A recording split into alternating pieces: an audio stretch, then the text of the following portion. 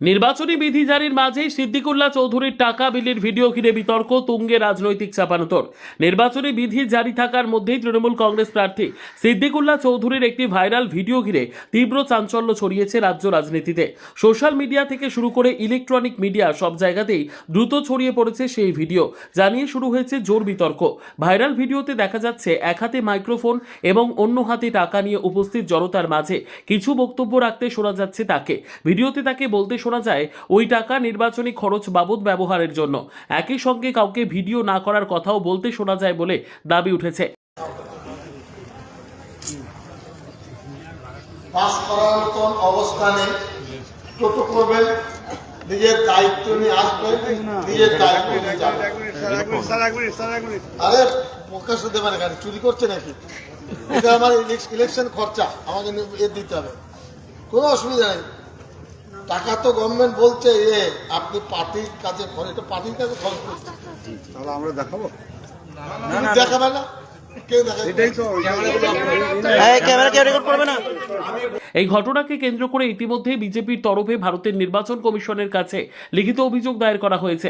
বিরোধীদের অভিযোগ, নির্বাচনী বিধি লঙ্ঘন করে এই ধরনের কার্যকলাপ গণতান্ত্রিক প্রক্রিয়ার পরিপন্থী। উল্লেখযোগ্যভাবে মুখ্যমন্ত্রীর নির্ধারিত সভার আগের দিন এই ভিডিও সামনে আসায় রাজনৈতিক মহলে জল্পনা আরও তীব্র হয়েছে। ঘটনার জেরে রাজ্যের রাজনৈতিক পরিবেশে উত্তাপ বেড়েছে। যদিও এই বিতর্ক নিয়ে সিদ্দিকুল্লাহ চৌধুরী নিজের প্রতিক্রিয়ায় জানান, ভিডিওটি ভিন্নভাবে ব্যাখ্যা করা হচ্ছে এবং তিনি কোনো বেআইনি কাজ করেননি।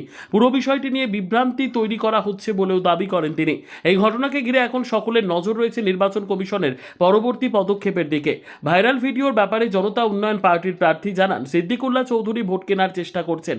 এটাকে আমরা তীব্র নিন্দা জানাই এবং এটা নিয়ে তিনার নির্বাচন কমিশনারের কাছে লিখিত আকারে অভিযোগ জমা করবেন। একটা ভিডিও ভাইরাল হয়েছে, যে ভিডিওতে দেখছি তৃণমূল কংগ্রেসের প্রার্থী তিনি ভোট কেনার জন্যে একটা 500 টাকা নোটের বান্ডিল তিনি বিলি করছেন ভোটারদের ভোট কেনার জন্যে।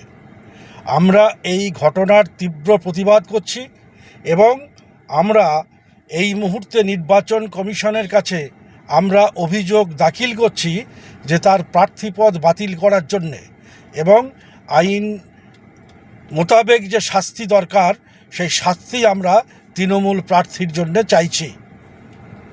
এই ব্যাপার নিয়ে সিপিআইএম প্রার্থী কি বলছেন তাও আমরা শুনব। ব্যুরো রিপোর্ট, সুন্দর বাংলা নিউজ। নির্বাচন কমিশনের খোঁজ নেওয়া উচিত এই টাকার উৎস কি। তোলামূলে এতদিনকার তোলার টাকা, কাটমানির টাকা, নাকি সৎ উপায়ে অর্জন করা টাকা। যদি সৎ উপায়ে অর্জন করা টাকা হয় সে নির্বাচনের কাজে ব্যবহার করতে পারে, এতে আমাদের কোনো আপত্তি নেই। কিন্তু যদি তোলার টাকা হয় তাহলে নির্বাচন কমিশনের দেখা উচিত। আসলে এই তৃণমূলের প্রার্থী আমরা দেখছি চোখের সামনে টাকা দিচ্ছে, আর বিজেপিরা প্রতি বুথে বুথে 3জন 4জন করে অ্যাকাউন্টে টাকা ঢুকিয়ে দিচ্ছে, তাদের টাকাটাও চোখে দেখা যাচ্ছে না। তৃণমূল বিজেপির চরিত্র দুটোই এক, এ নিয়ে আমরা জানি, এ নিয়ে নতুনকে অবাক হওয়ার মতো কিছু নেই।